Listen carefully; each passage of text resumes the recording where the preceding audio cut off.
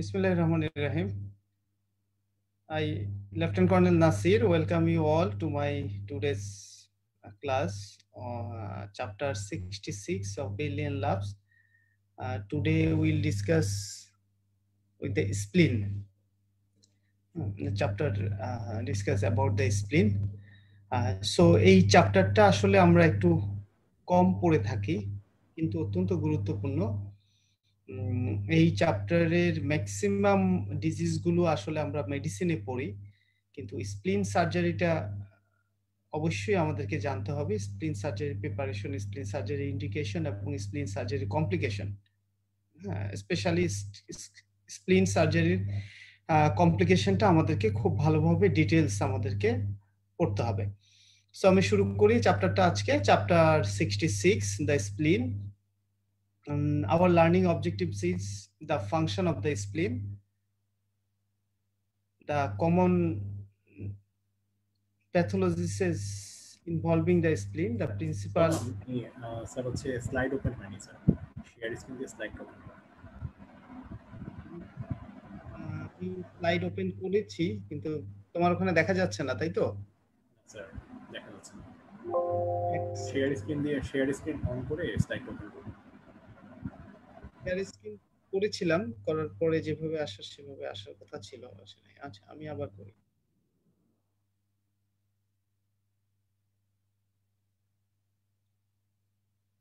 জি sir, এখন দেখা যাচ্ছে। আমি ঠিক আছে? এখন ঠিক আছে? এখন ঠিক আছে।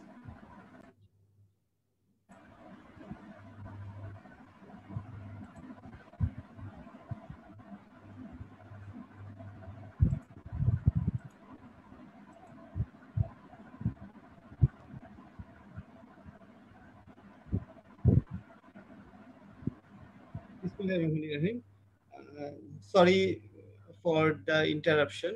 আমি আজকে আপনাদেরকে স্বাগত জানাচ্ছি বেলিন লাভসের চ্যাপ্টার 66, দি স্প্লিন চ্যাপ্টার। এই চ্যাপ্টারটি অত্যন্ত গুরুত্বপূর্ণ, যেহেতু স্প্লিন সার্জারি এর কমপ্লিকেশন যে কোনো পরীক্ষাতেই জিজ্ঞাসা করা হয়, কিন্তু সাধারণ ধারণা হলো যে আমরা এই চ্যাপ্টারটা হয়তো একটু কম পড়ি আমরা, কারণ এটার মূল কারণ হলো এখানে যে ডিজিজগুলো নিয়ে আলোচনা করা হয়েছে সেই ডিজিজগুলো আমরা সাধারণত মেডিসিনে পড়ে থাকি। সো আজকে আমি আপনাদের স্বাগত জানাচ্ছি lecture on chapter 66, the spleen. Chapter 66, spleen. আমাদের learning objective is function of the spleen, common pathologies involve in the spleen, principal and potential complication of the splenectomy. আমরা মেইনলি এবং প্রধানত এইটা অর্থাৎ স্প্লিন সার্জারি এবং তার কমপ্লিকেশন নিয়ে আমরা আজকে আলোচনা করব। আর যেটা একটা কথা বলে রাখি, দেখা যায় যে অনেক সময় আমি অপারেটিভ অংশগুলো এখান থেকে পরিপূর্ণভাবে আলোচনা করছি না, কারণ যেহেতু আমরা ওটা অপারেটিভ সার্জারি থেকে পড়বো, সেজন্য আমি অপারেশন অংশগুলো যেগুলো এখানে খুব পূর্ণাঙ্গভাবে নাই, সেই ধরনের অপারেশনের স্টেপগুলো, অপারেশনের প্রসিডিউরগুলো আমি আসলে আলোচনা করছি না। আমরা বেলিন লাভস পড়ছি আজকে চ্যাপ্টার 66, দ্য স্প্লিন। অন্যান্য চ্যাপ্টারের মতো এই চ্যাপ্টারেও প্রথমে আছে আমাদের anatomy and physiology and embryology. বিশেষ করে যারা পার্ট 1 পরীক্ষা দিবেন তাদের জন্য এটা অত্যন্ত গুরুত্বপূর্ণ। এই অংশটা গুরুত্বপূর্ণ এই অর্থে, এখানে যে অ্যানাটমি এবং ফিজিওলজি গুলো নিয়ে আলোচনা করা হয়েছে, আপনি এই অ্যানাটমি ফিজিওলজি গুলো আপনার অ্যানাটমি ফিজিওলজি বই থেকে পড়বেন। এটা হলো একটা ইন্ডেক্সের মতো, যে এই অ্যানাটমি ফিজিওলজি গুলো গুরুত্বপূর্ণ। সো সার্জারির ক্লাস হিসাবে আমি অবশ্যই অ্যানাটমি ফিজিওলজিতে ডিটেলসে যাব না। আমি অল্প কিছু অ্যানাটমি ফিজিওলজি যেটা আমাদের সার্জারি রিলেটেড সেই অংশটা নিয়ে আলোচনা করব, কিন্তু বিশেষ করে যারা পার্ট 1 পরীক্ষা দিবেন তাদেরকে বলছি আবারও, তাদের জন্য কিন্তু এটা পড়ে এখানে যে বিষয়গুলো নিয়ে আলোচনা করা হয়েছে এগুলো আপনি অন্য আপনার অ্যানাটমি ফিজিওলজি বই থেকে পড়বেন। অ্যানাটমিতে যদি আমরা দেখি, নর্মাল স্প্লিনের ওয়েট হলো 75 to 250 গ্রাম। এটা একটা সাইজ দেয়া আছে। এভাবে কখনো আমরা যে কোনো সাইজ একদম এই ফিগারে আমরা মেডিকেল সায়েন্সে বলবো না, একটা রেঞ্জে রেখে বলবো, এটা আমরা সবসময় চেষ্টা করব। আর স্প্লিন থাকে হলো আমাদের লেফট হাইপোকন্ড্রিয়ামে, এবং যেটা আমাদেরকে মনে রাখতে হবে এটা হলো along the 10th rib, along the 10th rib। এটা আমাদের জন্য গুরুত্বপূর্ণ, কারণ আমাদের লেফট হাইপোকন্ড্রিয়াক এবং এই রিব ফ্র্যাকচার 8, 9, 10 এই রিব ফ্র্যাকচার যদি আমাদেরকে কখনো বলা হয় কোনো সিনারিওতে, তখন আমরা বুঝবো যে এখানে আমাদের স্প্লিন ইনজুরি হওয়ার সম্ভাবনা অত্যন্ত বেশি। তারপর এটা হলো একটা ছবি অ্যানাটমি অফ দ্য স্প্লিনের। স্প্লিনের লোকেশন আমরা যদি দেখি, এটা আমাদের স্প্লিন। স্প্লিনের লোকেশন হলো এখানে স্টোমাকটা রিমুভ করা হয়েছে, এটা ডায়াফ্রাম, এবং এটা 9th রিব, এটা 10th রিব, যেটা আমরা বলেছিলাম এই ধরনের লোকেশন। আর অবশ্যই ট্রান্সভার্স কোলনের রিলেশনে স্প্লিন থাকে, প্যানক্রিয়াসের রিলেশনে থাকে, দেন স্টোমাকের রিলেশন থাকে। সো আমরা ডিটেলস এই অ্যানাটমিটা তাহলে আমরা অ্যানাটমি বই থেকে আমরা পড়বো, বিশেষ করে আমাদের যাদের পার্ট 1 পরীক্ষা তাদের জন্য। দেন আসি স্প্লিনের ফাংশন, স্প্লিনের কাজ কি। যে কোনো পরীক্ষায় এই প্রশ্নটা করা হয়, বিশেষ করে সার্জারি পরীক্ষায়, কারণ কিছু প্রশ্ন করার পরেই হয়তো স্যার জিজ্ঞাসা করবে যে যেহেতু এই কাজগুলো হ্যাম্পার্ড হবে কিনা স্প্লিন সার্জারি করার জন্য। সো সেক্ষেত্রে ফাংশন অফ দ্য স্প্লিন একটা গুরুত্বপূর্ণ, এটা আছে আমাদের সামারি বক্স 66.6 এ। ফাংশন অফ দ্য স্প্লিন এর মধ্যে আছে immune function, filter function, pitting function, reservoir function, cytopoiesis function.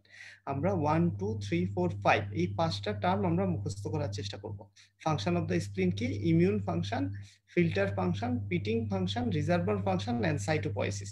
এবং এটা ডিটেইলস বর্ণনা আছে বেলিয়ান লাভসে যতটুকু আছে। সো আমরা although the spleen was previously thought to be dispensable, অর্থাৎ একসময় ভাবা হতো স্প্লিন ফেলে দিলে তেমন কোনো প্রতিক্রিয়া হয় না, যদি আমি বাংলায় বলি। Increasing knowledge of its function had led to a conservative approach for the management of condition involving the spleen. অর্থাৎ একসময় ভাবা হতো যে আমরা স্প্লিন ফেলে দিলে তেমন কিছু হয় না, এটা বডির টনসিলের মতো। আমরা ইএনটিতে টনসিল সার্জারি যেরকম ভাবি ঠিক সেরকমই একটা ব্যাপার, অথবা অ্যাপেন্ডিক্সের মতো। কিন্তু দেখা যাচ্ছে যে যত আমাদের মেডিকেল সায়েন্সে জ্ঞান বাড়ছে তত দেখা যাচ্ছে যে আমরা নতুন নতুন স্প্লিনের কিছু ফাংশন আমাদেরকে বের হচ্ছে, এবং এই নতুন নতুন যে স্প্লিনের প্রয়োজনীয়তাগুলো আমরা পাচ্ছি তার উপর ভিত্তি করে স্প্লিনের ডিজিজগুলোর আগে যেখানে সার্জিক্যাল ম্যানেজমেন্টটা অত্যন্ত গুরুত্বপূর্ণ হিসেবে ভাবা হতো, এখন দেখা যাচ্ছে যে সেখানে আমরা স্প্লিন যতটা সম্ভব সেভ করতে পারি কিনা সেই ব্যাপারটা নিয়ে চিন্তা করা হচ্ছে। সো আমরা দেখি স্প্লিনের ইন্ডিভিজুয়াল ফাংশনগুলো আলাদা আলাদা, যেমন ইমিউন ফাংশন। ইমিউন ফাংশনের ক্ষেত্রে কি বলা হচ্ছে? স্প্লিনের বডির টি এবং বি লিম্ফোসাইট গুলো স্প্লিন প্রডিউস করছে। সো এটা একটা গুরুত্বপূর্ণ ফাংশন। আমরা জানছি যে টোটাল টি এবং বি লিম্ফোসাইটের এত থেকে এত পার্সেন্ট, যদি আমাদের পার্সেন্টেজ নাও মনে থাকে তাহলে আমরা এটা মনে রাখবো যে বডির টি লিম্ফোসাইট এবং বি লিম্ফোসাইট গুলো অনেকটা অংশেই কে প্রডিউস করছে হলো স্প্লিন। দেন ফিল্টার ফাংশন। ফিল্টার ফাংশন কি? স্প্লিনে যে ম্যাক্রোফেজ গুলো আছে সেটা কি করছে? সেলুলার এবং non cellular materials of the blood, অর্থাৎ ব্লাডের সেলুলার এবং নন সেলুলার ম্যাটেরিয়ালস বা ফরেন বডি যেগুলো আছে, অথবা আমাদের ডেড এবং আমাদের ইনএফেক্টিভ রেড ব্লাড সেল যেগুলো আছে সেগুলোকে সে রিমুভ করছে স্প্লিন। সো এটা হলো স্প্লিনের একটা filtering function. Then আমরা যদি আরেকটু দেখি, iron is removed from the degraded hemoglobin during the red cell breakdown and is returned to the plasma. অর্থাৎ স্প্লিনের আরেকটা কাজ হলো যে আয়রনকে রিমুভ করে এটা আমাদের আবার, আমরা জানি বডিতে আমাদের কি হয়, আয়রন রিসার্কুলেশন হয়, অর্থাৎ হিমোগ্লোবিন তৈরিতে আয়রন প্রয়োজন হয়, সেটা আবার আরবিসি যখন ব্রেকডাউন হয় তারপরে সেটা আবার আমরা বডিতে আবার ইউজ করি, এই ধরনের একটা ব্যাপার। সো এই ফিল্টার ফাংশনটা আমাদের স্প্লিনের গুরুত্বপূর্ণ কাজের গুরুত্বপূর্ণ অংশ। দেন পিটিং ফাংশন। পিটিং ফাংশন বলতে আসলে যেটা বলা হচ্ছে যে আমাদের রেড ব্লাড সেলের কিছু particulate inclusion red blood RBC থেকে রিমুভ করা হয়, এবং এই রিমুভ করে আরবিসিটাকে আবার রিপেয়ার করে সেটা আবার সার্কুলেশনে দেওয়া হয়, এটা হলো পিটিং ফাংশন। সো আমরা এটা মনে রাখার চেষ্টা করব। Reservoir function. রিজার্ভার ফাংশন হলো স্প্লিনে অনেক সময় আমাদের কি থাকে, আমাদের ব্লাড ভলিউম, আমাদের কিছু পরিমাণ ব্লাড ভলিউম স্প্লিন রিজার্ভ করে, যেটা যদিও বলা হচ্ছে যে মানুষের ক্ষেত্রে এটা ততটা গুরুত্বপূর্ণ না, তারপরও আমরা এটা মনে রাখবো। আর সাইটোপয়েসিস হলো আমরা আগেই দেখেছি যে আমাদের কি হয়, টি এবং বি লিম্ফোসাইট তৈরি করে, এছাড়াও কি তৈরি করে, হেমোপয়েসিস হয়। হ্যাঁ, হেমোপয়েসিস হয়, অর্থাৎ আমাদের ব্লাড সেলগুলো স্প্লিন তৈরি করে। সো আমরা দেখলাম যে স্প্লিনের ফাংশনগুলো কি কি? Immune function, filter function, pitting function, reservoir function এবং সাইটোপয়েসিস ফাংশন। সো আমরা এই ফাংশনগুলো জানার চেষ্টা করব এবং আমরা আমাদের ফিজিওলজি বইতে আরো ডিটেলস এই ফাংশনগুলো সম্পর্কে বিস্তারিত পড়ব। তবে এখানে যতটুকু বলা হয়েছে বা আমি যতটুকু বলেছি এতটুকু যদি আপনারা মনে রাখতে পারেন এটা আপনাদের জন্য যথেষ্ট। তারপরে আমরা দেখেছি প্রত্যেকটা চ্যাপ্টার আমরা যখন পড়ি তখন ওই চ্যাপ্টারের ওই ডিজিজ বা ওই অর্গানের জন্য প্রযোজ্য ইনভেস্টিগেশন গুলো নিয়ে প্রথমে আলোচনা করা হয়। অ্যানাটমি ফিজিওলজির পরে ইনভেস্টিগেশন নিয়ে আলোচনা করা হয়। সো স্প্লিনের ক্ষেত্রে স্পেশাল কোনো ইনভেস্টিগেশন নাই, সো এখানে ডিটেইলস কোনো আলোচনা করা হয়নি। আমরা জানি একটা হলো যেহেতু স্প্লিন ব্লাড সেল অবশ্যই কাউন্ট এবং এটা দেখা হয় স্প্লিনের বিভিন্ন ডিজিজের জন্য। এছাড়াও ultrasonography, CT scan. CT scan is the investigation, ultrasonography and CT scan, এটা হলো the investigation of the for the spleen. So এক্ষেত্রে আমরা বেলিয়ান লাভসে দেখবো অনেকগুলো আমাদের সিটি স্ক্যানের ছবি আছে, অনেকগুলো সিটি স্ক্যানের ছবি আছে। আমি আগেই বলেছিলাম যে যে মেডিকেল সায়েন্সে আমরা যখন পড়াশোনা করি তখন আমরা প্রথমে কি নর্মাল অ্যানাটমি পড়ি, নর্মাল ফিজিওলজি পড়ি, দেন আমরা প্যাথোলজি অথবা অ্যাবনর্মাল অ্যানাটমির দিকে আমরা পড়াশোনা করি। So CT scan, MRI, ultrasonography যখন আমরা পড়বো, এক্সরে যখন আমরা পড়বো, তখন আমরা প্রথমে নর্মালটা পড়ার চেষ্টা করব। যদিও এগুলো নর্মাল পড়াশোনা আমাদের third year, fourth year, fifth year আমি বলবো যে কোনো বইতে আসলে নাই। সো নর্মালটা আমাকে আলাদা করে জেনে নিতে হবে, আলাদা করে আমাকে পড়ে নিতে হবে। যখন আমি নর্মাল জিনিস চিনবো তখন আমি অ্যাবনর্মাল জিনিস এমনিই বুঝবো। যেমন এখানে যেটা দেয়া আছে, সিটি স্ক্যান দেয়া আছে, multiple low density area in the স্প্লিন consider multiple benign splenic cyst. অর্থাৎ এই যে এগুলোকে কি বলা হচ্ছে, তারা যে টার্মটা ইউজ করেছে সেটা হলো লো ডেনসিটি এরিয়া। এখানে তিনটা টার্ম আমরা সবসময় ইউজ করি। আল্ট্রাসোনোগ্রাফির জন্য আমরা ব্যবহার করি ইকোজেনেসিটি, বিকজ আল্ট্রাসোনোগ্রাফিতে আমরা কি করি, একটা শব্দ পাঠাই, সেই শব্দকে আবার রিসিভ করে, শব্দ যখন ইকো হয়ে আসে তাকে রিসিভ করে সেইটা দিয়ে আমরা ছবি তৈরি করে তারপর তাকে আমরা অ্যানালাইসিস করি। এ হলো যদি আমি বাংলায় বলি যে আমরা আল্ট্রাসোনোগ্রাফি প্রিন্সিপাল অফ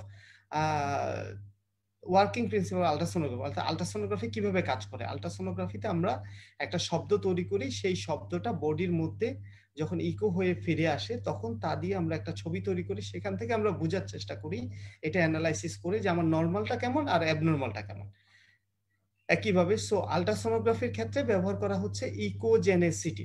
আমাদের সিটি স্ক্যান অথবা এক্সরে যেহেতু দুটাই রে দিয়ে, রেডিয়েশন দিয়ে তৈরি, এখানে ব্যবহার করা হচ্ছে ডেনসিটি, ডেনসিটি।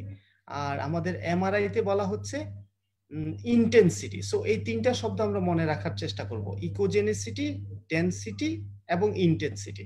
এমআরআই এর জন্য ইন্টেন্সিটি, সিটি স্ক্যানের জন্য ডেনসিটি, আল্ট্রাসোনোগ্রাফির জন্য ইকোজেনেসিটি।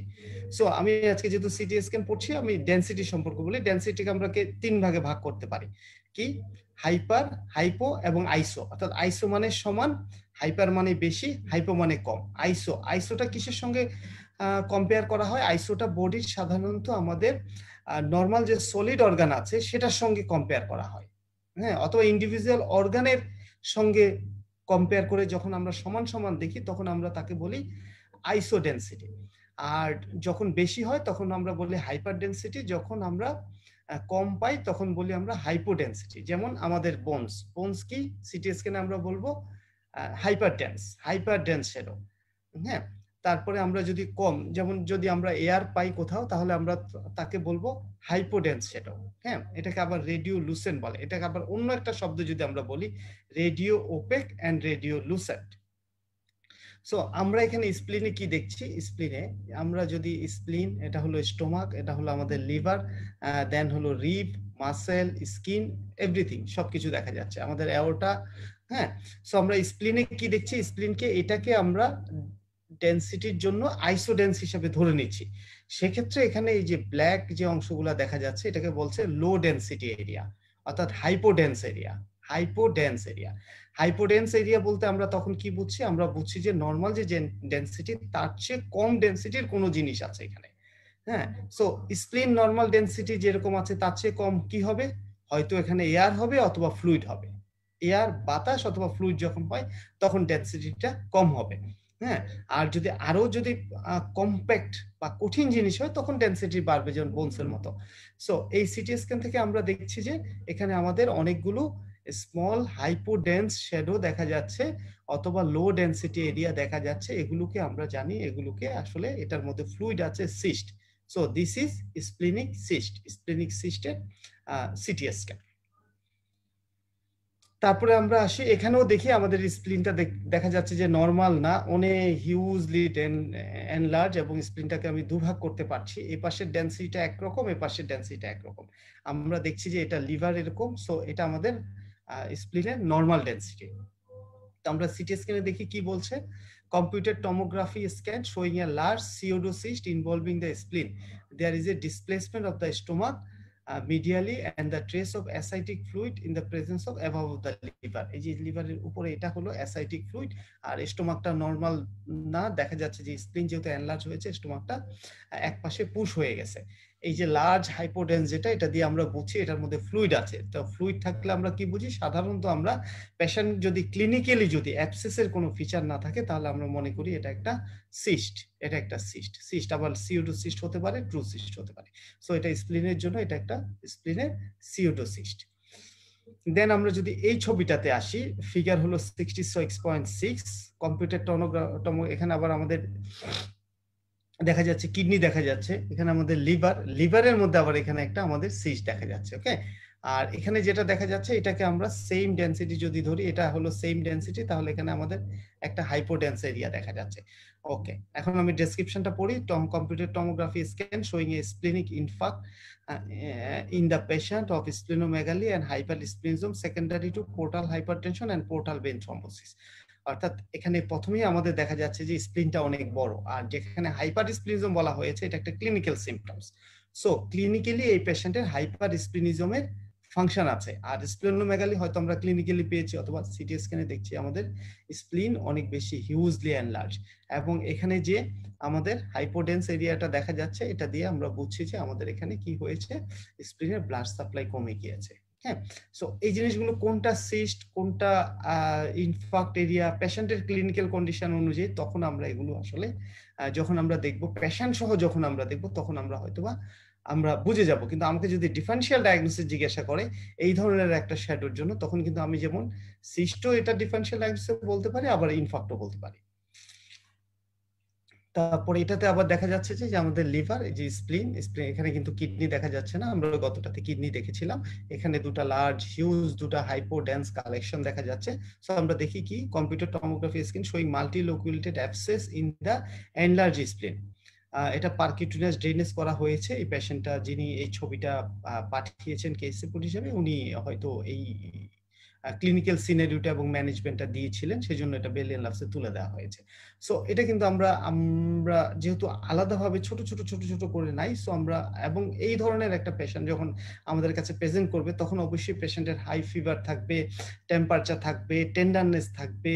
আমরা যখন সিবিসি করব তখন নিউট্রোফিলিক লিউকোসাইটোসিস থাকবে। তখন যখন আমি সিটি স্ক্যান করব, তার আগে আমি আল্ট্রাসোনোগ্রাফি করব, আল্ট্রাসোনোগ্রাফির পর যখন আমি সিটি স্ক্যান করব, তখন আমি বুঝতে পারবো যে আসলে এটাতে যে কালেকশনটা আছে সেটা হলো পাস কালেকশন। ওকে, এটা শুধুমাত্র সিঙ্গেল একটা সিটি স্ক্যান দিয়ে যখন আমাকে বলা হবে যে এটা কি, তখন কিন্তু আমি শুধুমাত্র অ্যাবসেস বলবো না, আমি এটাকে যেমন সিস্ট বলবো, আমি এটাকে যেমন ইনফাক্টও বলতে পারি, আমি এটাকে তারপরে অ্যাবসেসও বলতে পারি। সো আমার অনেকগুলো ডিফারেন্সিয়াল ডায়াগনোসিস আসবে, এটা আমরা মনে রাখবো। দেন আসি আমরা দুটা term, hyper splenomegaly and hyper splenism. Splenomegaly and hyper splenism, একটা হলো আমরা যদি আলাদাভাবে বলতে চাই, তাহলে একটা হলো অ্যানাটমিক্যাল ডেসক্রিপশন, একটা হলো ফিজিওলজিক্যাল ডেসক্রিপশন। ওকে, স্প্লেনোমেগালি মানে যেখানে আমাদের স্প্লিনটা এনলার্জ হয়ে যাচ্ছে, spleen has to be enlarged before it is palpable। এটা হলো পালপেশনের জন্য 2 থেকে 3 টাইম। স্প্লেনোমেগালি হলো যেখানে আমাদের স্প্লিনটা এনলার্জ হয়ে গেছে। আর হাইপারস্প্লিনিজম হলো এটা একটা clinical syndrome that is characterised by splenic enlargement, any combination of anaemia, leukopenia and thrombocytopenia.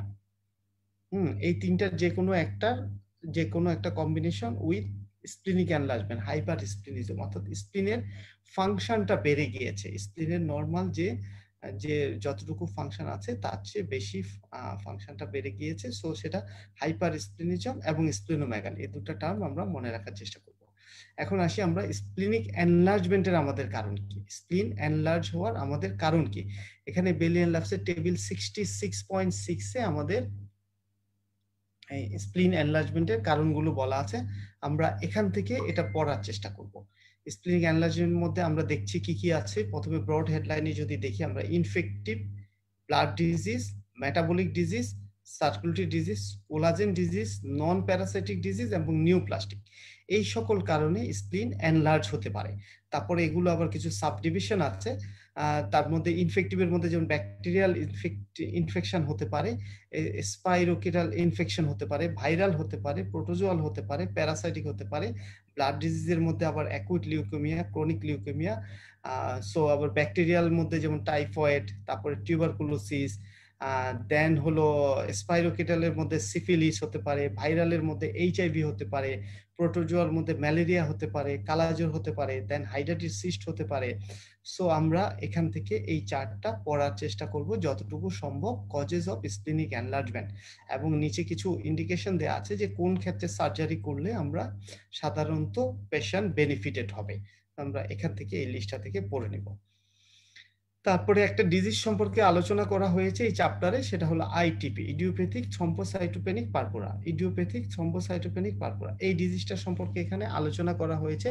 আমরা এখান থেকে এটা পড়বো। এটা সাধারণত যে জন্য আমরা পড়বো, এটা আইটিপিতে সাধারণত আমরা একটা ক্ষেত্রে যখন মেডিকেল ট্রিটমেন্ট ফেল করে তখন আমরা স্প্লিনেক্টমি করে থাকি, এবং এই ক্ষেত্রে সাধারণত স্প্লিনটা এনলার্জ হয় না, স্প্লিনটা অনেক সময় ম্যাক্সিমাম সময় দেখা যায় নর্মাল সাইজের পাওয়া যায়। সো আমি এই অংশটা ডিটেলসে যাব না, যতটুকু আছে এটা যেহেতু মেডিকেল ডিজিজ আমরা মেডিকেলি ম্যাক্সিমাম পড়ে থাকি, আপনারা যতটুকু সম্ভব এখান থেকে যদি রিডিং পড়েন, রিডিং পড়ে নেওয়ার চেষ্টা করবেন। হ্যাঁ, তারপর আমি যদি দেখি এখানে কি হবে, লো প্ল্যাটেলেট কাউন্ট, অর্থাৎ প্ল্যাটেলেট কাউন্টটা কমে যাবে। কেন? একটা antibody to specific platelet membrane glycoprotein, অর্থাৎ প্ল্যাটেলেটের একটা মেমব্রেন গ্লাইকোপ্রোটিনের বিরুদ্ধে একটা স্পেসিফিক অ্যান্টিবডি ডেভেলপ করবে। অ্যান্টিবডি ডেভেলপ করার পরে কি হবে, যে পেশেন্ট নিজে তার প্ল্যাটেলেটকে ধ্বংস করে দেবে। আর এটার কজ যেহেতু আমরা জানতে পারছি না, আমরা যেহেতু এখন আইডেন্টিফাই করতে পারি নাই ডেফিনিটিভ কজ কি, এই জন্য এটাকে বলা হচ্ছে ইডিওপ্যাথিক। আর থ্রম্বোসাইটো বলতে আমরা বুঝছি আসলে আমাদের প্ল্যাটেলেট, আর প্যানিক মানে হলো কমে যাওয়া। আর এটা যেহেতু পারপুরা হিসাবে পেশেন্ট প্রেজেন্ট করে, সো ইডিওপ্যাথিক থ্রম্বোসাইটোপেনিক পারপুরা। অর্থাৎ আমরা কজ জানি না, কি হচ্ছে, আমাদের প্ল্যাটেলেট কাউন্ট কমে যাচ্ছে এবং পেশেন্টের অনেক সময় পারপুরা ডেভেলপ করছে। এটার আবার দু ধরনের ক্লিনিক্যাল টাইপ আছে, একটা হলো অ্যাকুট, একটা হলো চিলড্রেনদের জন্য একরকম, আর একটা হলো অ্যাডাল্টদের জন্য একরকম। চিলড্রেনের ক্ষেত্রে অনেক সময় অ্যাকুট হিসাবে প্রেজেন্ট করে, আর অ্যাডাল্টদের জন্য ক্রনিক হিসাবে প্রেজেন্ট করে। দেন দেখি আমরা ক্লিনিক্যাল ফিচারের মধ্যে সাধারণত এই যে পারপুরিক প্যাসেজ পাওয়া যায়, অর্থাৎ ইকাইমোসিস পাওয়া যায়, ঠিক আছে। আর তারপরে পেশেন্টের একটা এজ দেয়া আছে, নরমালি মোস্ট কমনলি এফেক্ট করে ফিমেলকে 15 to 50 ইয়ার্স অফ এজে এফেক্ট করে। দেন হলো বিভিন্ন হেমোরেজ হতে পারে, অর্থাৎ ম্যানোরেজিয়া হতে পারে, haemorrhage from the urinary tract, gastrointestinal tract, অথবা সিভিডি অর্থাৎ ইন্ট্রাকেনিয়াল হেমোরেজ। তো এই সকল জিনিস নিয়ে পেশেন্ট সাধারণত আমাদের কাছে প্রেজেন্ট করে থাকে। আর অথবা ট্রমার পরে দেখা যাচ্ছে যে আমাদের প্যাট্রিসিয়াল হ্যামোরেজ অর্থাৎ স্পট নিয়ে পেশেন্ট প্রেজেন্ট করতে পারে। ইনভেস্টিগেশন করলে আমরা অবশ্যই পাবো আমাদের প্ল্যাটেলেট কাউন্ট কি হচ্ছে, কমে যাচ্ছে। প্ল্যাটেলেট কাউন্ট 60,000 এর নিচে নেমে যাচ্ছে। ট্রিটমেন্ট কি বলা হচ্ছে, যে প্রথমে যে ট্রিটমেন্টটা সেটা হলো আমরা স্টেরয়েড ইউজ করব। স্টেরয়েড যখন ফেল করবে তখন আমরা স্প্লিনেক্টমি করব। স্প্লিনেক্টমি কখন করব, এখানে যেটা বলা আছে টু রিল্যাপস, অর্থাৎ দুবার স্টেরয়েড থেরাপি দেওয়ার পরেও যখন ফেল করবে তখন আমরা এই পেশেন্টের স্প্লিনেক্টমি করার জন্য আমরা প্ল্যান করব। তারপরে হলো কিছু হেমোলাইটিক ডিজিজে আমাদের স্প্লিনেক্টমি করা হয়। হ্যাঁ, যেমন 4 ধরনের হেমোলাইটিক ডিজিজে আমাদের স্প্লিনেক্টমি করা হয়। এই 4টার নাম আমরা মুখস্থ করব, আর এগুলো আমরা সাধারণত আমাদের ফিজিওলজি বইতে অথবা প্যাথোলজি বই থেকে পড়ে নেব, কারণ এগুলো ওখানে অনেক ভালোভাবে দেয়া আছে। হ্যাঁ, তবে এই 4টা ডিজিজের নাম আমরা মনে রাখবো, যে হেমোলাইটিক অ্যানিমিয়াতে আমাদের স্প্লিনেক্টমি করা হয়। একটা হলো হেরিডিটারি স্পেরোসাইটোসিস, দেন হলো অ্যাকোয়ার্ড অটোইমিউন হেমোলাইটিক অ্যানিমিয়া, দেন হলো থ্যালাসেমিয়া, দেন হলো আমাদের সিকেল সেল ডিজিজ। সো এই 4টা ডিজিজ সম্পর্কে এখানে অল্প অল্প করে লেখা আছে। আমরা মেইনলি মনে রাখবো যে এই 4 ধরনের হেমোলাইটিক ডিজিজে আমাদের স্প্লেনেক্টমির ইন্ডিকেশন আছে। কি কি? Hereditary spherocytosis, acquired autoimmune haemolytic anaemia, thalassaemia এবং দেন হলো sickle cell disease. Okay, then আমাদের সবচেয়ে গুরুত্বপূর্ণ জিনিস সেটা হলো স্প্লেনেক্টমি। অর্থাৎ স্প্লেনেক্টমি প্রথমেই দেওয়া আছে স্প্লেনেক্টমির ইন্ডিকেশনটা আমরা দেখবো এখানে চার্টে সুন্দর করে লেখা আছে, সেই জিনিসটা এখানে একটু অন্যভাবে লেখা।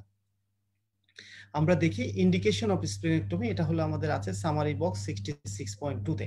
একটা হলো যে আমাদের ট্রমা কি অ্যাক্সিডেন্টাল হতে পারে, অপারেটিভ ট্রমা হতে পারে, অর্থাৎ রোড ট্রাফিক অ্যাক্সিডেন্ট। আমি যখন ATLS পড়াচ্ছিলাম তখন কিন্তু আমরা পেয়েছি যে স্প্লেনিক ইনজুরি ATLS এ, এটা অত্যন্ত গুরুত্বপূর্ণ একটা প্রশ্ন। এবং সেক্ষেত্রেও আমরা এই যে কমপ্লিকেশন, তখন আমরা যখন ATLS চ্যাপ্টার পড়ছিলাম তখন আমরা এটার এই পোস্ট অপারেটিভ কমপ্লিকেশন এবং ইমিউনাইজেশন সেটা কিন্তু আমরা এই চ্যাপ্টার থেকে পড়েছি।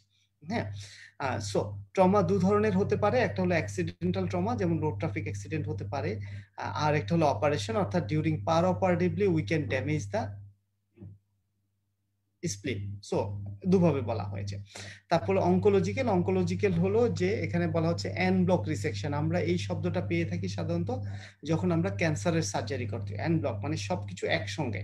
সো সেক্ষেত্রে দেখা যায় যে অনেক ক্ষেত্রে আমাদের কি হচ্ছে, অঙ্কোলজিক্যাল ক্ষেত্রে আমাদের, অর্থাৎ ক্যান্সার ডিজিজের ক্ষেত্রে, যেমন স্টোমাকের ক্যান্সারের সময় আমরা দেখা যাচ্ছে যে আমরা স্প্লিন একসঙ্গে রিমুভ করছি। অনেক সময় দেখা যাচ্ছে যে হয়তো ডায়াগনোসিস জন্য স্প্লিনে কোনো একটা ডিজিজ পাওয়া গিয়েছে সেক্ষেত্রে। আর হেমোলাইটিক তো আমরা পড়েছি 4টা, তারপরে পোর্টাল হাইপারটেনশন, এই সকল ক্ষেত্রে ইন্ডিকেশন অফ স্প্লিন। আরো কিছু যদি এখানে যোগ, যেমন হেমাটোলজিক্যাল ডিজিজের মধ্যে এখানে কম আছে।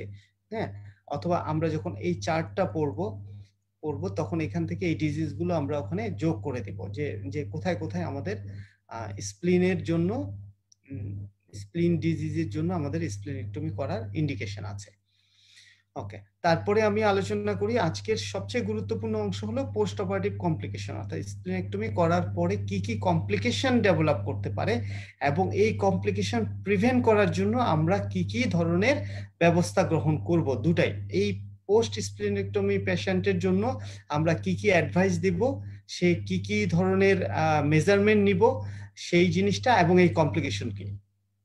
একটা হলো যে যে কোনো কমপ্লিকেশন যদি আমরা বলি সার্জারির কমপ্লিকেশন, সেটাকে আমরা 3 ভাগে ভাগ করব।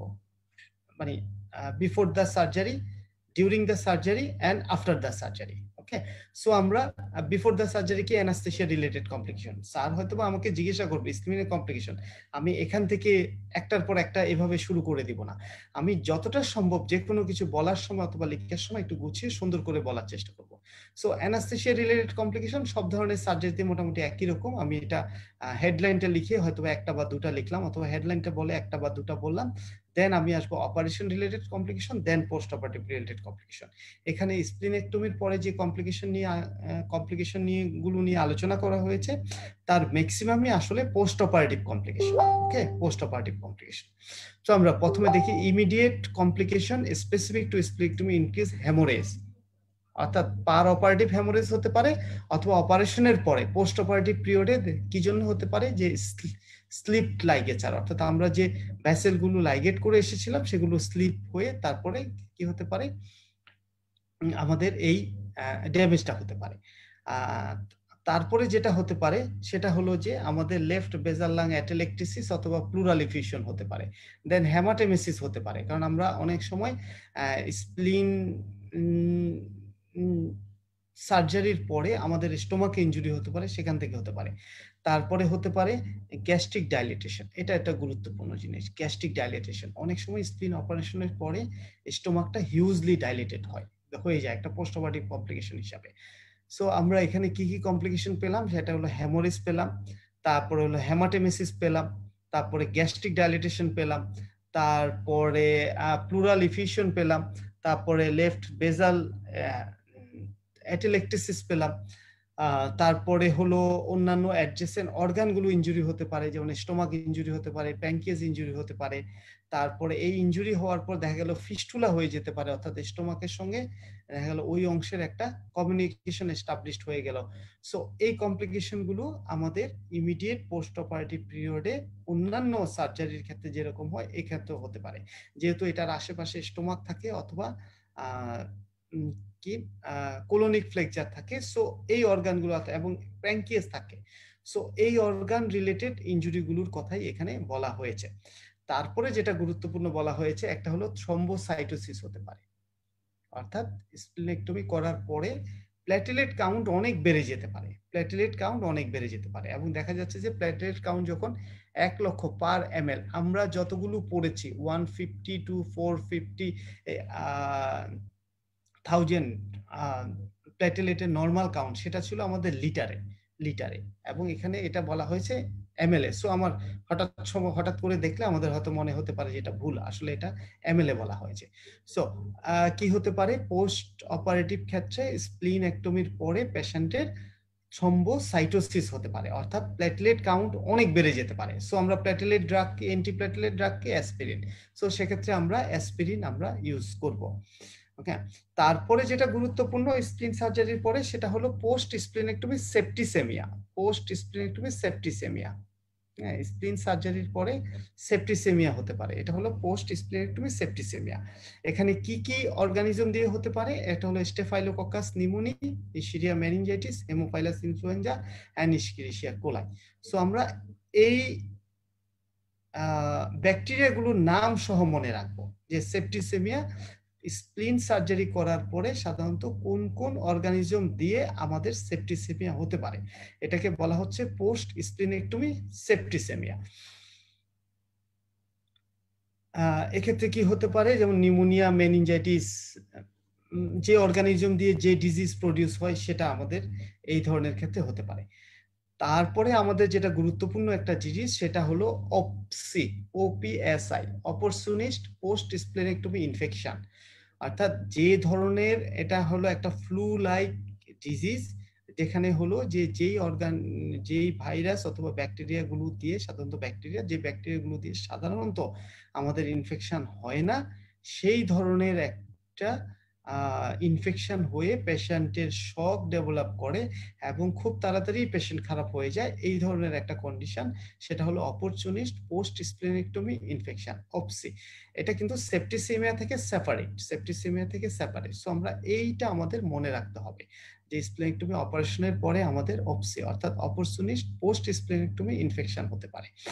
এখন এই ধরনের কন্ডিশন গুলো থেকে আমাদের পেশেন্টকে রক্ষা করার জন্য আমরা কি করব সেটাও এই অংশে আলোচনা করা হয়েছে, যে এই ধরনের পেশেন্ট গুলোর জন্য অর্থাৎ সেপ্টিসেমিয়া অথবা এই অপরচুনিস্টিক ইনফেকশন অপসি, এই দুই ধরনের কন্ডিশন থেকে পেশেন্টকে ব্যবহার করার জন্য সেভ করার জন্য আমরা কি করব, সেটা হলো আমরা ইমিউনাইজেশন করব এবং অ্যান্টিবায়োটিক প্রোফাইলেক্সিস করব, পেশেন্টকে এডুকেশন করব এবং প্রম্পট ট্রিটমেন্ট দিব অফ দ্য ইনফেকশন।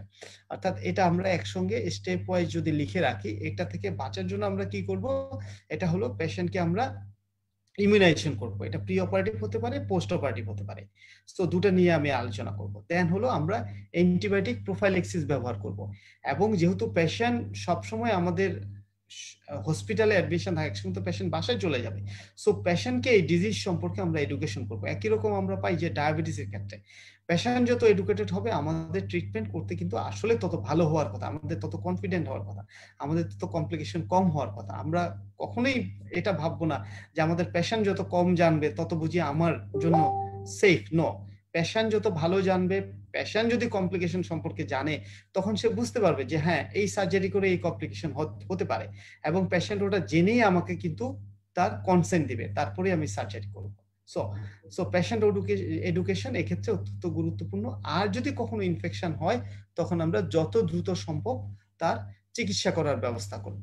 সো এটা হলো আমাদের মূল গাইডলাইন। 4টা গাইডলাইন কি, একটা হলো ইমিউনাইজেশন করব, অ্যান্টিবায়োটিক প্রোফাইলেক্সিস ব্যবহার করব, পেশেন্টকে এডুকেট করব এবং আমরা প্রম্পট ট্রিটমেন্ট করব। এখন আসি আমাদের প্রোফাইলেক্টিক অ্যান্টিবায়োটিক কি ব্যবহার করব। প্রোফাইলেক্টিক অ্যান্টিবায়োটিকের ক্ষেত্রে এখানে যেটা বলা আছে দেখেন, আমরা বেশ কয়েক ধরনের অ্যান্টিবায়োটিক ব্যবহার করব। একটা হলো পেনিসিলিনের কথা বলা আছে, ইরেথ্রোমাইসিনের কথা বলা আছে, অ্যামোক্সিসিলিনের কথা বলা আছে, কোঅ্যামোক্সিক্ল্যাবের কথা বলা আছে। আর ট্রিটমেন্টের জন্য কি অ্যান্টিবায়োটিক, ট্রিটমেন্টের জন্য সাধারণত সেফট্রিয়াক্সন অর্থাৎ সেফালোস্পোরিন গ্রুপের অ্যান্টিবায়োটিকের কথা বলা আছে। তারপরে কথা হলো যে আমরা এই প্রোফাইলেক্সিস কত বছর পর্যন্ত ইউজ করব। সেখানে দেখেন কি বলা আছে, যদি বিফোর দ্য এজ অফ 5 অর্থাৎ 5 বছরের আগে যদি স্প্লিনেক্টমি হয়, তখন আমরা আপ টু দ্য 10 বছর বয়স পর্যন্ত আমরা স্প্লিনেক্টমি ব্যবহার করব, মানে সরি প্রোফাইলেক্টিক অ্যান্টিবায়োটিক ব্যবহার করব।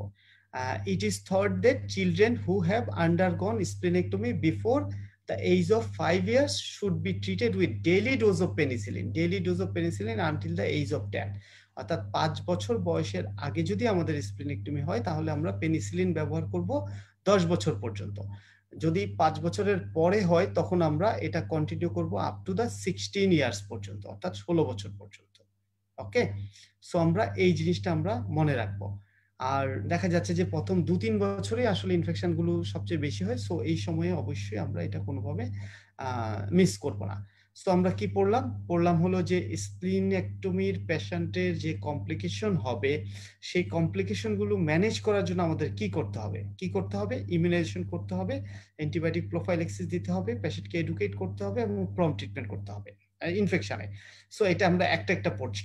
সো তার মধ্যে ইমিউনাইজেশনটা আমরা এখনো পড়ি নাই। আমরা প্রথমেই যেটা পেয়েছি বেলিয়ান লাপসে সেটা হলো অ্যান্টিবায়োটিক প্রোফাইলেক্সিস আমরা কাদের ইউজ করব, যদি 5 বছর আগে কারো সার্জারি হয় তাহলে তার 10 বছর পর্যন্ত আমরা অ্যান্টিবায়োটিক দিব পেনিসিলিন ডেইলি। যদি 5 বছরের পরে কারো সার্জারি হয় তাহলে আমরা 16 বছর পর্যন্ত দিব। অ্যান্টিবায়োটিক হিসেবে আমরা পেনিসিলিন ইউজ যেমন করতে পারি, তেমন ইরেথ্রোমাইসিন ইউজ করতে পারি, অ্যামোক্সিসিলিন ইউজ করতে পারি, অথবা কোঅ্যামোক্সিক্ল্যাব ইউজ করতে পারি। তারপরে আসি আমরা ভ্যাকসিনেশন, অর্থাৎ সেকেন্ড যে আমরা প্রথমে যে পয়েন্টটা ছিল ইমিউনাইজেশন, সেটা আমরা দেখছি আমাদের এখানে পরে আসছে ভ্যাকসিনেশন। সো ভ্যাকসিনেশন আমরা কি করব, ভ্যাকসিনেটেড এগেইনস্ট একটা হলো নিউমোকক্কাস, মেনিঙ্গোকক্কাস এন্ড দেন হলো হিমোফাইলাস ইনফ্লুয়েঞ্জা, এই তিনটা, এবং আরো একটা ভ্যাকসিন আছে, আরেকটা হলো আমাদের সরি কোথায়, ইয়ারলি ইনফ্লুয়েঞ্জা ভ্যাকসিনেশন।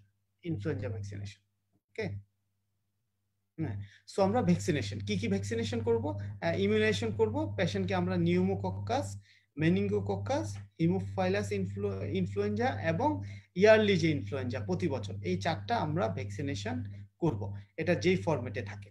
তারপরে যেটা বলা হচ্ছে সেটা হলো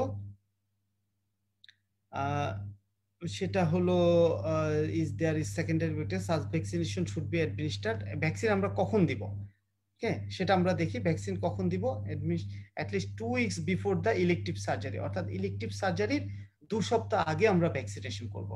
আমরা ভ্যাকসিনেশন করে 2 সপ্তাহ পরে ইলেকটিভ সার্জারি করব। আর যদি ট্রমা পেশেন্টের জন্য আমাদেরকে ইমার্জেন্সি স্প্লেনেক্টমি করা হয় তখন কি করব, তখন দেখেন এখানে যেটা বলা আছে, পেশেন্ট ভালো হওয়ার পরে অ্যাজ সুন অ্যাজ পসিবল, যত তাড়াতাড়ি সম্ভব, অথবা পেশেন্টকে হসপিটাল থেকে ডিসচার্জ করার সময়। এটা যেমন ট্রমা চ্যাপ্টারে আমরা যদি পড়ি তখন আমি এই জিনিসটা এখান থেকে পড়ছিলাম আমরা, যে আমরা ভ্যাকসিনেশন কখন করব, কাদের করব। ওকে, তাহলে আমরা যে স্প্লিন কি পড়লাম, আমরা এখানে যে স্প্লিনেক্টমি পেশেন্টের আমরা ভ্যাকসিনেশন করব। স্প্লিনেক্টমি পেশেন্টের 2 ধরনের হতে পারে, একটা হলো ইলেকটিভ সার্জারি আর একটা হলো ইমার্জেন্সি সার্জারি। ইলেকটিভ সার্জারি হলে তার ভ্যাকসিনেশন করব আমাদের সার্জারির 2 সপ্তাহ আগে। আর যদি ইমার্জেন্সি হয়, আমরা স্প্লিন তো পেশেন্টে অলরেডি স্প্লিনেক্টমি করে ফেলেছি, সেক্ষেত্রে পেশেন্ট ভালো হওয়ার পর যত তাড়াতাড়ি সম্ভব, এবং যদি সম্ভব হয় পেশেন্টকে হসপিটালে অ্যাডমিশন রেখে আমরা ভ্যাকসিনেশন করে দেন আমরা পেশেন্টকে ডিসচার্জ দেব। এবং কি কি ভ্যাকসিনেশন করব আমরা, নিউমোকক্কাস, মেনিঙ্গোকক্কাস, হিমোফাইলাস ইনফ্লুয়েঞ্জা এবং ইয়ারলি ইনফ্লুয়েঞ্জা ভ্যাকসিনেশন আমরা করব। তারপর দেখেন এস্প্লিনিক পেশেন্ট, অর্থাৎ যে পেশেন্টের আমরা স্প্লিন রিমুভ করেছি সেই পেশেন্ট কি করবে, সবসময় একটা মেডিকেল অ্যালার্ট কার্ড এবং ভ্যাকসিনেশন কার্ড ক্যারি করবে। ওকে, যার যে পেশেন্টের স্প্লিন অপারেশন করা হয়েছে সে সবসময় একটা medical alert card up to date এবং ভ্যাকসিনেশন কার্ড সে সবসময় ক্যারি করবে তার সঙ্গে। আমরা যেমন আইডি কার্ড ক্যারি করি সে এরকম তার কার্ড ভ্যাকসিনেশন করবে, এবং সেখানের মধ্যে স্পেসিফিক তার যে অ্যাডভাইস সেগুলো থাকবে, এবং স্পেসিফিক যেটা হলো সে অ্যানিমেল হ্যান্ডেল, প্যাট, ডগ, ক্যাট অথবা অন্যান্য প্যাট হ্যান্ডেলিং এর জন্য সে সাবধান থাকবে এবং এই জিনিসগুলো সে অ্যাভয়েড করবে। সো আমরা দেখছি যে আগে যেটা পড়ছিলাম ঠিক সেই অংশটাই আমরা আবার দেখি, যে আমরা কি করছিলাম, ইমিউনাইজেশন পড়লাম, প্রোফাইলেক্সিস পড়লাম, পেশেন্ট এডুকেশনের মধ্যে কয়েকটা জিনিস পড়লাম। আর পেশেন্টকে আমরা যখন ডিসচার্জ দিব তখন বলে দিব যে আপনার এনি ধরনের সর্দি কাশি যদি ধরুন ইনফ্লুয়েঞ্জা বা ফ্লু লাইক কোনো সিমটম হয়, you will report then and then to a physician and treat accordingly. অর্থাৎ সর্দি কাশি বা ফ্লু লাইক কোনো যদি সমস্যা হয় তখন পেশেন্ট যত দ্রুত সম্ভব ডাক্তারের শরণাপন্ন হবে। এটা হলো সেই একই জিনিস, আবার আমরা বলছি একই অংশটাই এখানে আবার আলোচনা করা হয়েছে। এখানে সামারি বক্স 63.3-তে স্প্লিনেক্টমি সম্পর্কে বলা হয়েছে। সেটা হলো যে ইমিউনাইজেশন সম্পর্কে মনে রাখতে হবে, অ্যান্টিবায়োটিক সম্পর্কে মনে রাখতে হবে। Opportunist post splenectomy infection is a rare clinical condition. যখন আমরা এরকম বলবো এটা অপসি অথবা সেপ্টিসিমিয়া দুটাই আসবে, এবং স্প্লিন কনজারভেশন শুড বি কনসিডার্ড।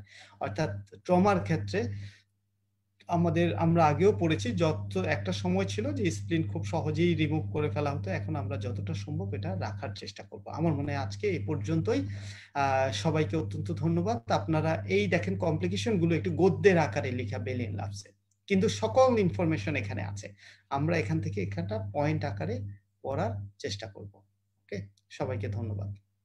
আসসালামু আলাইকুম।